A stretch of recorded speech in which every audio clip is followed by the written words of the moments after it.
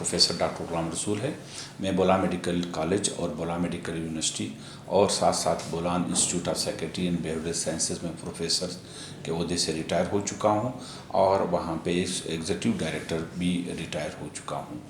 आज के दिन बहुत ही इम्पॉर्टेंट दिन है और जिसमें बाइपोलर अफेक्टिव डिसऑर्डर के हवाले से इस दिन को मनाया जाता है। इस दिन के हवाले से इसकी अहमियत, बाइपोलर अफेक्टिव डिसऑर्डर की जो अहमियत है उसके बारे में बात की जाएगी। बाइपोलर अफेक्टिव डिसऑर्डर एक ज़हनी बीमारी है जिसके दो पोल्स होते हैं जो कि दोनों एक दूसरे के बाद स्टार्ट होते हैं। क्योंकि उसमें कभी कभार मरीज़ की जो तबीयत है वो बहुत हाई होता है, वो खुश रहता है, गैर ज़रूरी ख़र्च करते रहते हैं, बड़ी बड़ी बातें और बड़ी सोच करते हैं, वो लोगों की क्रिटिसिज्म, लोगों की नसीहत पे अमल नहीं करते हैं। लोग कोशिश करते हैं कि वो लोगों को ये दिखा दे कि जी वो एक बहुत होशियार समझदार बंदा है और कभी कभार जो है ना वो लड़ाई और झगड़े की तरफ भी चले आते हैं। इनमें नींद बहुत कम होती है, खाने की ज़्यादा ज़रूरत नहीं होता, हाइपर होते हैं, जो अपनी कुदरत से बहुत ज़्यादा काम करने की कोशिश करते हैं और थकते नहीं ये लोग और आखिर में ये लोग एग्जास्ट हो जाते हैं। और ये जो हमला है वो किसी मरीज़ में 3 महीने तक होता है, किसी में 5 से 6 महीने तक जो है ना वो बरकरार रहती है और फिर उसके बाद यही हमला वो एक दूसरे हमले से रिप्लेस हो जाते हैं, जिसको फिर हम लोग कहते हैं डिप्रेशन फेज़।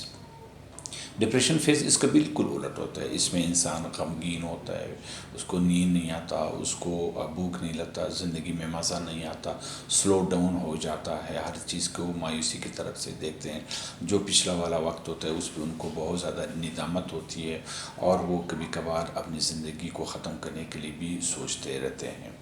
और ये बीमारी जो ना माँ बाप के पेट से यानी जेनेटिक्स से आती हैं, इनकी विरासत से आती है अक्सर। और साथ साथ ये बीमारी जो है ना वो कभी कभार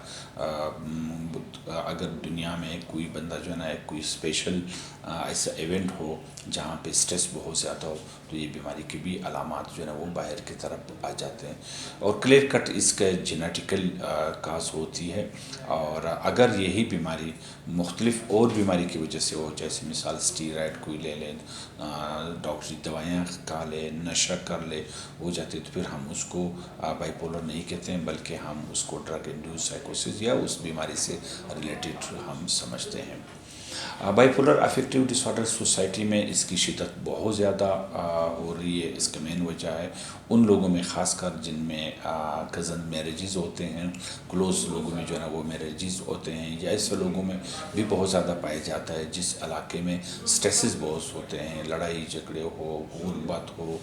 तालीम की कमी हो या कोई ऐसा जो स्ट्रेसेस जहाँ पे ज़्यादा हो यानी दबाव बहुत ज़्यादा हो तो उसमें हम समझते हैं कि उस सोसाइटी में भी बहुत ज़्यादा होती है। इस बीमारी का जो मेन चीज़ है वो ये कि इसका डायग्नोसिस यानी उसको पहचाना डॉक्टर के लिए बहुत ज़रूरी है, घर वालों के लिए बहुत ज़रूरी है कि अगर वो अपने बच्चों में, भाइयों में या रिश्तेदारों में कोई ऐसा बंदा देख ले जिसमें इस तरह के अलामात आते हैं तो उसको फ़ौरन नोट कर ले, रिकग्नाइज़ कर ले और डॉक्टर से जो है ना वो जाके वहाँ पे उसके इलाज के लिए वक्त पे उसके इलाज किया जाए। क्योंकि इस बीमारी का जो मेन शर्त है कि अगर वक्त पे उसके इलाज किया जाए तो हम समझते हैं कि ये बीमारी कंट्रोल हो सकती है।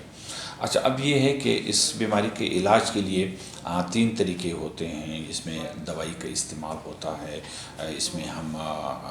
जो लोग साइकोथेरेपी या नसीहत के तौर पे, मशवरे के तौर पे बातचीत के ज़रिए से हो सकता है। और साथ साथ ये बीमारी जो है ना अगर बहुत ज़्यादा शिद्दत में हो तो उनको जो है ना इंजेक्शंस और या कभी कभार करंट की भी ज़रूरत पड़ जाती है। इस बीमारी के लिए ये ज़रूरी है कि हम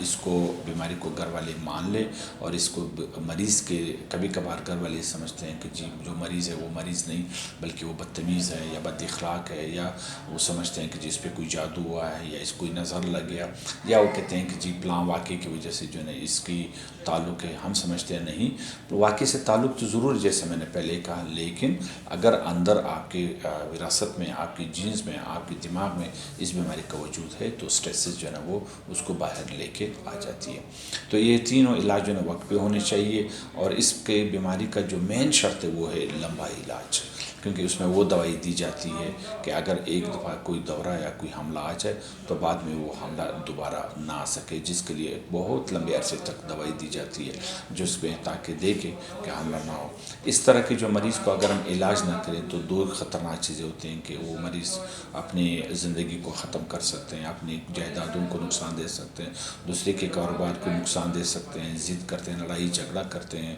ماں باپ اور اپنی بیوی یا بچوں کے ساتھ یا اپنے ہسبینڈ کے ساتھ ان کے تلخیاں بڑھتی ہیں، اور آس پاس جو لوگ ہیں ان کے ساتھ دشمنی یا کسی کی جائیداد کو نقصان بھی دے سکتے ہیں۔ اس لیے بہتر یہی ہے کہ ہم بیماری کو وقت پہ پکڑ لیں اور اس کو وقت پہ علاج کریں، اور اس کی ڈاکٹر کی بتائے ہوئے علاج پہ ہم لمبے عرصے تک جیسے ڈاکٹر کہتے ہیں اس سے اسٹک رہیں۔ شکریہ۔